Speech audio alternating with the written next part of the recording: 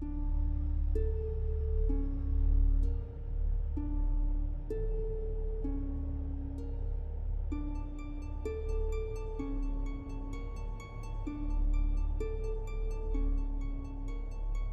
folks, welcome back to our Dice Tower preview. I'm Mark, and today we're taking a look at the sequel to Lobotomy, Lobotomy 2 Manhunt. Manhunt is brought to you by Titan Forge Games. It's for 1 to 5 players, ages 14 and up, and games generally run 60 to 120 minutes. In Lobotomy 2 Manhunt, you take on the role of patients working together to escape the mysterious psychiatric hospital where you've been incarcerated in. The thrilling mix of survival horror, dungeon crawling, and narrative-rich story will find you battling to escape with little more than the delusions and hallucinations that fill your mind. Did you really fire a bolt of energy that disintegrated a demon? Or did you merely wave and shout to scare off a lonely orderly? You can't tell, and maybe, just maybe, it doesn't matter as long as it works and you get to escape this cursed asylum.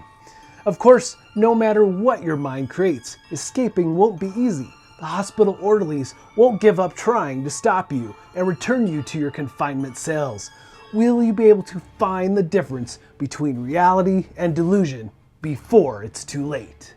So there's a few different ways to play this game. First, we have the introductory scenario, which is awesome because it helps teach you the basics of the game and get you rolling. And then you have the core campaign, which I'm really looking forward to playing more of. It is a full-on, story-driven, epic adventure over several scenarios. And then you have the daily nightmares, which are one-off scenarios, basically, that you can play and go back to multiple times. And really all of this you can do that with. But the nice thing about the campaigns and everything they're doing in this game is that there's the huge story-driven aspect. It's tons of flavor and really pulling you into the story of this game. And I like that aspect quite a bit. And then you have basically a sandbox. You can create your own adventures within this world. And through all of the different game modes, they have ways to increase the difficulty or decrease the difficulty in the game, giving you a better chance to succeed and move through the story. So let's talk characters. I love the fact that these characters all have definitely pop culture references to them. Definitely take a closer look and see what you think. But I really like Wicked Jimmy. He's holding a dog. I'll leave it up to you. But every player is going to get a character, and they all have the stats you'd expect. You got the name, you got your health, and then there's a personal quest. You have to achieve this personal quest before you can fully upgrade your character to the insane side, which makes them way more powerful. Very much worth doing. But you're also going to need insanity tokens. So through the course of play, you're going to be rolling dice in attacking, defending, searching, all kinds of ways. And if you roll that insanity icon, you're going to get a token. Not only can you use it to fully upgrade your character, but you have innate abilities that require a cost as well. Sometimes it's just 0, but you'll need insanity for that. Sometimes it's an X. If you give more insanity to that innate ability, it will be even more powerful. And some innate abilities require that you use an action point. On your turn, you're going to have 3 action points to spend to do various things. So you have to keep all that in mind, and then you've got some flavor text at the bottom of your card and your main stats. Things you would expect here. You've got your strength, your dex, you have imagination, which I really like that stat. And then you have wisdom, obviously. If you're going to be doing spells, you're going to need wisdom. And then you've got some disorders. Now, it might sound bad, but disorders give you more special abilities, which is fantastic. You'll draw whatever it says, 1 for each, and put it at the bottom of your player board. Now you can acquire more disorders through the course of the game, which is really handy, and giving you more options in battle or searching, whatever you're doing. So those are really fun. And then you're gonna have some starting equipment. Everyone gets a straitjacket as their starting armor. Now, all these items I'm gonna show you have upgrades. Through the course of play as well, you're gonna get junk. You can use junk to upgrade the different items, giving you more dice or different special abilities for that item. Like if it's a weapon, you have like the sling or the scroll. And the interesting thing about choosing a weapon to start, especially to start, is that you want to pick one that is a strong stat for you. So like if it's wisdom or if it's dex for the sling, you're going to choose that because you might have a max value in that particular stat. So giving you that max dice roll for that specific ability that corresponds to the weapon you're using. So that's why you would choose those. And as you acquire more weapons through the course of the game, some weapons, to use them at their maximum potential, you'll need to have a stat at a certain level. And you do have options in the game to also upgrade these stats. Lots of ways to go with your characters. I really like that, especially if you're playing the full campaign. Lots of fun to be had. And just like your heroes or character cards, there's a huge cast of characters for the enemies as well. You have basic monsters, you have elite monsters, and the giant big boss monsters. Now their cards are going to be fairly similar to what your character cards are, with different abilities, different types of icons for dice they're going to be rolling, and when they attack and so forth, their movement and health, all those kinds of things are there. But the boss cards obviously have a lot more to them, and they even have their own deck of cards sometimes for the specific boss that you're playing against. So based on the setup again, the scenario you're playing will determine how and what you need to defeat in order to achieve the goals of that mission. Now you also have the Hunt Master, and he kind of acts as a timer for the game.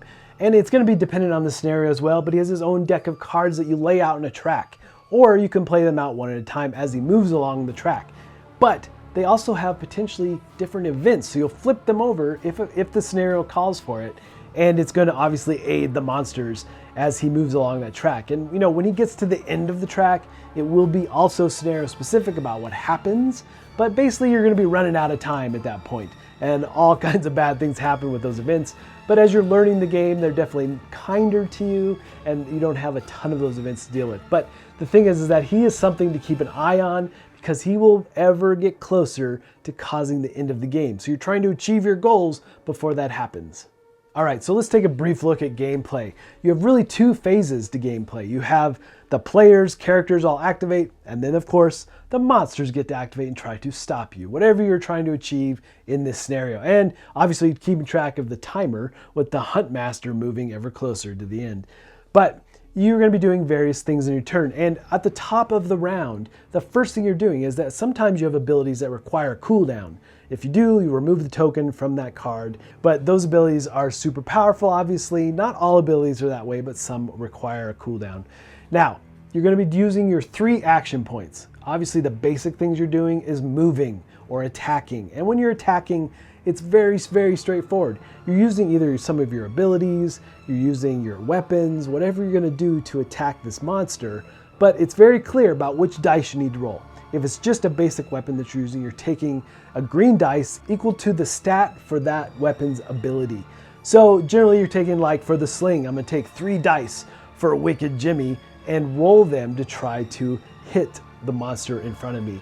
And that weapon in particular has a range, but again, you got to keep things like line of sight in mind, and it's going to be a roll off. That monster then has the ability to defend itself with defense dice, which are blue. Those are the generic ones, but you do have different higher level dice. The red ones are for attack, the brown ones are for defense. You'll see there's stars for different things on these dice as well as lightning bolts. You'll have the insanity symbol as you roll to do various things. Now, other types of actions you're going to be performing, and not all of these require action points, but you can upgrade your abilities. You can actually swap out which weapons and things you're doing once, and that doesn't actually require an action point.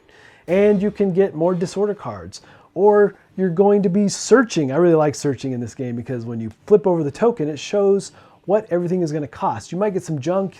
There might be some pills here that you can get as well. But the thing is, you're going to be drawing those type of things from bag blind draws. But other things like equipment and weapons will show a cost. And you're going to take blue dice equal to your imagination and roll those. And for every star success, that's how many basic money, whatever you want to call it, to spend on the items that's showing that you can acquire from that search. And don't forget, on your character's turn, to spend those insanity tokens to upgrade and make them bigger and better. Part of what you can do on your turn, as well as basic actions like trade with your fellow players. Lots of interesting things as you interact with everybody at the table and plan for your next move. And then of course the monster's going to go. And first thing you're doing is moving the Hunt Master along his track and maybe revealing the event that he's landed on. And then the boss is going to move, if there's one in play. They're going to be moving and attacking whoever is closest and whatever their card calls for. lots of really bad things happen with those bosses. And then you're going to be activating your basic and elite monsters, which again, they're going to be moving and attacking, or just moving, getting closer and closer to the nearest hero. And then heroes are going to have to spawn monsters. You're going to be drawing spawn cards for each of the players and placing them back out on the board, getting ready for the next round.